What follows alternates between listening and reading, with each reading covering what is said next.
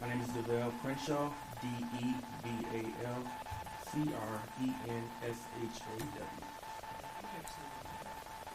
Good morning, sir. Where do you work? With the Detroit Police Department. As a police officer? Yes, And how long have you been a police officer with the Detroit Police Department for? just got to 10 years. And within the police department, where are you currently assigned? Currently assigned to homicide section. And within homicide, are you assigned to like a specific unit or section within the Detroit Police Homicide Department? Yes, sir. I'm currently assigned to homicide task force. Okay, and so were you working in that capacity back in October of 2023? Yes, sir. And did you have any role in the investigation into the death of Samantha Woll? Yes, sir. And what type of role did you play, generally speaking, in the course of that investigation? Mainly, I conducted interviews, but also assisted with other miscellaneous tasks. Okay. Some of the tasks that you performed, did that include taking buccal swabs or swabs for potential DNA from witnesses or individuals? Yes, sir. And during the course of this investigation, did you take a buccal swab from a person by the name of Jeff Herbstman? Yes, sir. And did you also take a buccal swab from a person by the name of Aaron Pergament? Yes, sir. And did you also take a buccal swab from a person by the name of Joshua Goldberg? Yes, sir. And after you took the buccal swabs, what is your personal involvement with the buccal swabs after they're collected? After the buccal swab is collected, it is then placed in an envelope, sealed, tagged for evidence, and either taken to the lab for testing or placed in our evidence property room. Okay. Now, in the course of this investigation, did you ever author any search warrants for a video system found at the home of Jeffrey Herbstman for an Arlo Video Corporation? Yes, sir. Arlo video system. And what type of items were you requesting from that corporation in the search warrant? I was requesting for videos for a specific date and time. And did you ever receive any videos or have any videos of relevant evidence? No, sir. Per Arlo, they had no videos documented for that specific date or time. Okay. And the specific date of time, do you recall what date you were looking for, or days? It was a date range. I don't know the specific date. October, I want to say the 21st through the 22nd. Okay. I don't have any other questions, sure.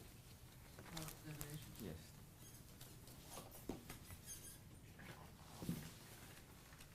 Good morning. Is it Detective? Officer. Officer. Good morning, sir. Good morning. Now, as part of your investigation, you had an opportunity to speak to or interview a number of individuals, correct? Yes, sir. Okay. And one of the individuals you interviewed was a person by the name of Aaron Pergament, correct? Pergament. Yes, sir. Okay.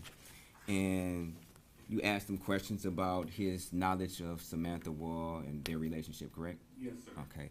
Now, isn't it true you asked Mr. Pergament whether or not he had a key to Samantha Woll's residence, correct? Yes, sir. Okay.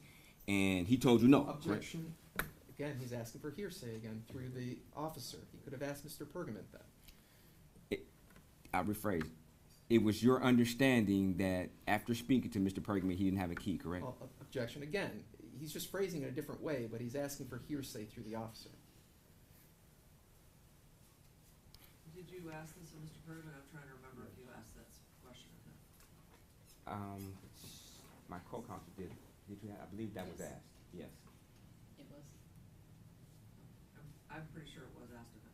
Yeah. So I'm going to allow it. All right. Thank you. And Mr. Pergament told you he did not have a key, correct? Correct. Okay.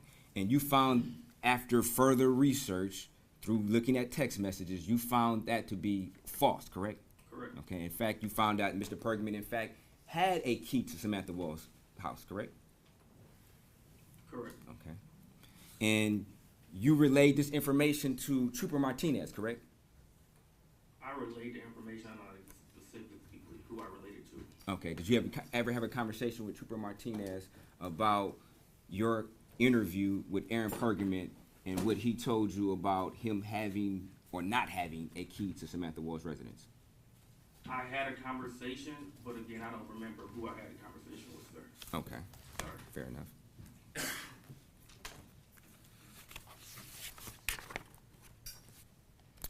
And as part of your investigation, you've also had an opportunity to have a conversation with Lydia Bates, correct? Correct. Okay.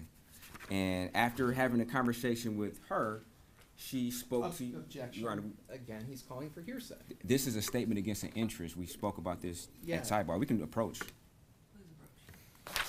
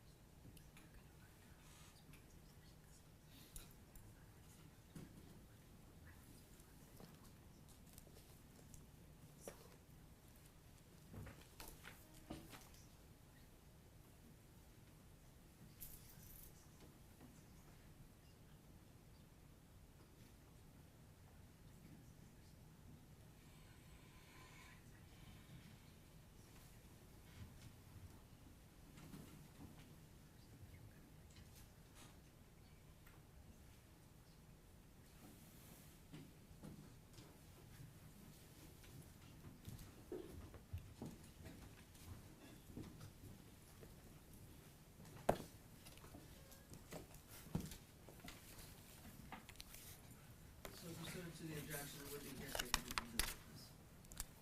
Had you have an opportunity to interview Brett Foreman? I did not. You did not, okay. Did you ever pass any information to anybody about Brett Foreman? Not that I recall. Okay. No further questions. All right, so you were asking questions about speaking with Aaron Pergament and whether there was a key involved, right? Correct. Now, what is the basis for you believing that Mr. Pergament had a key to Miss Woll's apartment? If I recall correctly, Aaron said something to the fact.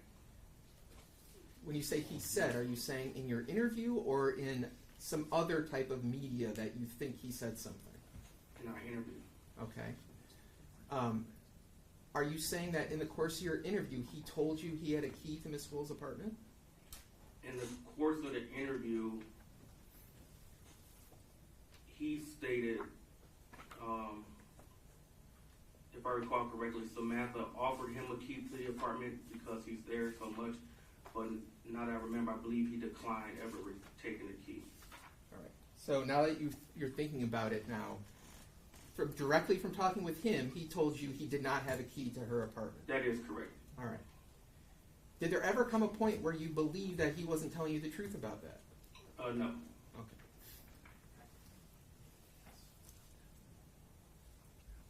I don't have any other questions.